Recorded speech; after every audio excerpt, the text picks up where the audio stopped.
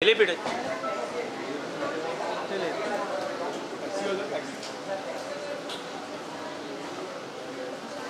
Taxi, madam. Taxi.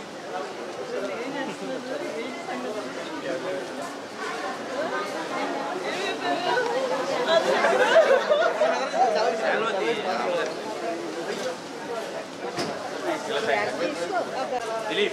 Yes, ma'am.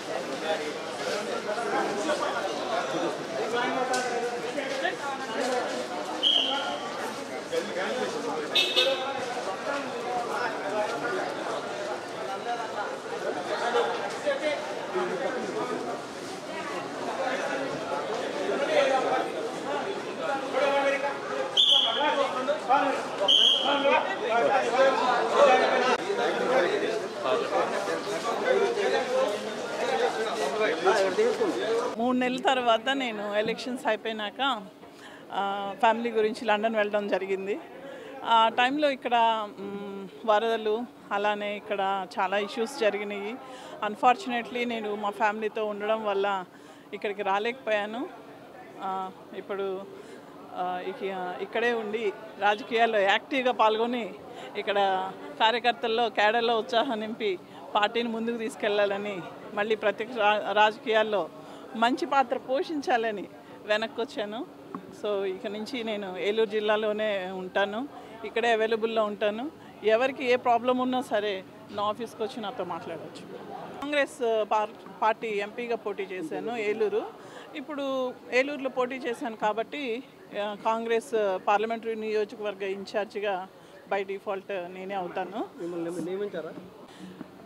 కొన్ని విషయాలు చాలా సీరియస్గా, అంటే మొదటగా చూస్తే వరదలు వచ్చినాయి, పోలవరానికి మొదటగా వరదలు వచ్చినాయి. అలాగే తర్వాత విజయవాడ బుడమేరు వాగు గురించి విజయవాడ కూడా మునిపోవడం జరిగింది.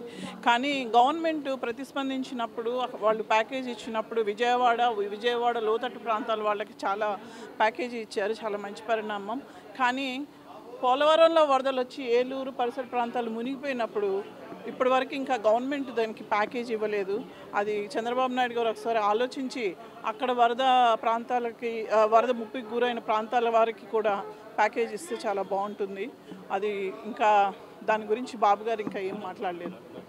అది ఎవరు పాజిటివ్గా ఉన్నా ఎవరు నెగిటివ్గా ఉన్నా అది వ్యక్తిగత అభిప్రాయం. కాకపోతే లడ్డూలో కల్తీ జరిగిందా లేదా అనేది ఇప్పటికీ ఎవరికి క్లారిటీ లేదు. తెలుగుదేశం ఈరోజు రాష్ట్రంలో రూలింగ్లో ఉండి ఒక ఇష్యూ మీద మాట్లాడాలనుకున్నప్పుడు క్లారిటీగా మాట్లాడుంటే బాగుండేది. ఎందుకంటే నెయ్యి కల్తీ జరగడం వేరు, కల్తీ జరిగిన నెయ్యి లడ్డూలో వాడడం వేరు. ఆ విషయాన్ని వాళ్ళు ఒకేసారి చాలా గంభీరంగా ప్రకటించేసి గందరగోళానికి గురి చేశారు. ఇప్పుడు భక్తులందరికీ మేము ఆ లడ్డూ తిన్నామా లేకపోతే ఓన్లీ నెయ్యి కల్తీనా అని తెలియదు. ఈ విషయంలో సుప్రీంకోర్టు కూడా చాలా సీరియస్గా ఇక్కడున్న గవర్నమెంట్కి వార్నింగ్ ఇచ్చింది. ఇలాంటి సెన్సిటివ్ ఇష్యూస్ మాట్లాడేటప్పుడు కొంచెం జాగ్రత్తగా మీరు నిజాలు మాట్లాడాలి అని. కాకపోతే ఈ విషయంలో సుప్రీంకోర్టు కలగజేసుకొని ఇప్పుడు సిట్ అనే ఒక ఇండిపెండెంట్ కమిటీని వేసింది కాబట్టి మనందరము కూడా దాని నిజాలు ఏమైతే బయటకు వస్తాయో వాటి కోసం వెయిట్ చేయాలి. జరిగే అవకాశం ఉంది. ఎందుకంటే రిపోర్ట్స్ అన్నీ కూడా ఇలా నెయ్యిలో కల్తీ జరిగిందని అంటున్నారు. కాకపోతే ఇది తిరుమల తిరుపతి దేవస్థానం వారు కల్తీ నెయ్యి చూడకుండా లడ్డూలో వాడారా లేదా అనేది మాత్రం ఇప్పుడు ఎవరూ ప్రూవ్ చేయలేరు.